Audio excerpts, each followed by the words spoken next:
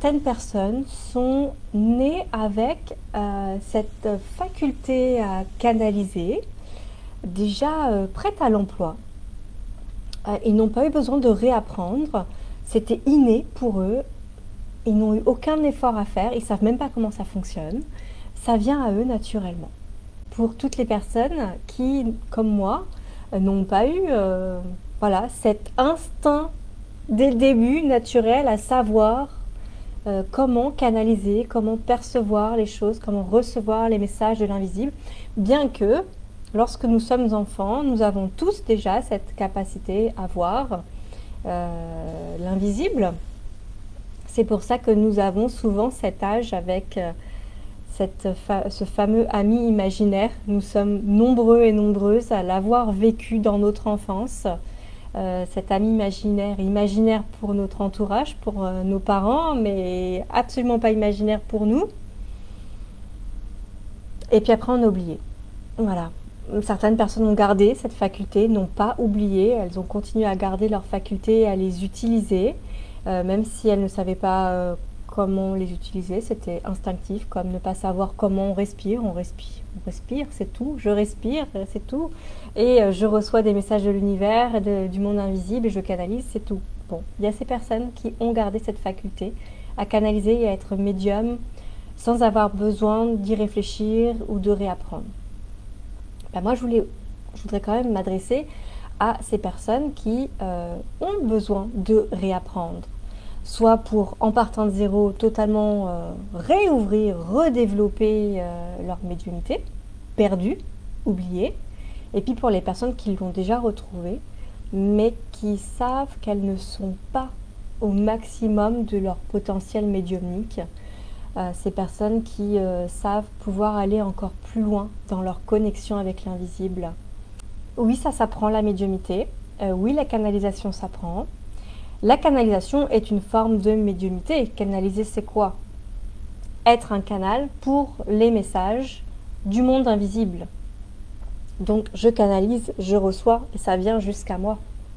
Et je suis capable de l'entendre, de l'interpréter, de le ressentir, de le voir dans mon regard intérieur ou mon regard extérieur. En tout cas, je capte l'information et je suis en capacité de la comprendre. Je fais cette traduction dans mon langage terrestre, j'ai envie de dire, où je comprends le message.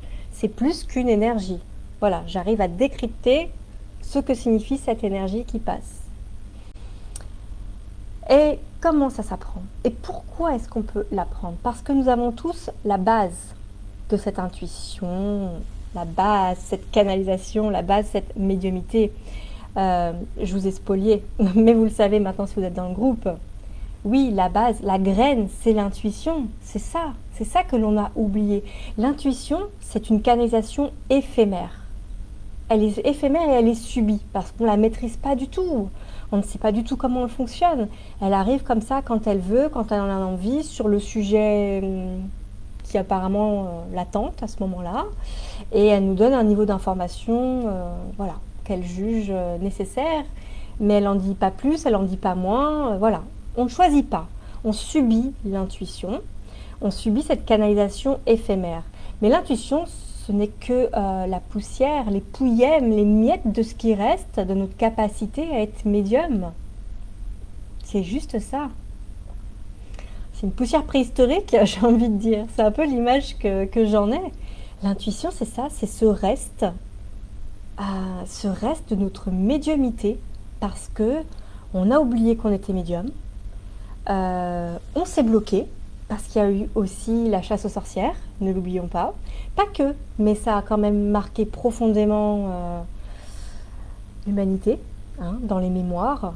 Donc il y a beaucoup de personnes qui se sont coupées de leur médiumité suite à ces vies passées, ces vies antérieures, au moment de la chasse aux sorcières et plus loin encore, voilà, ces différentes périodes où médiumité égale souffrance. Cette intuition, c'est cette graine qui nous reste. Il nous reste que ça. Mais ça reste. On ne l'a pas perdu. Se connectant à cette intuition pousse, s'ouvre, devient une fleur, devient un arbre, selon l'image que vous préférez, et ça redevient pleinement médiumnité. Pleinement médiumnité. C'est pour ça que nous sommes tous médiums.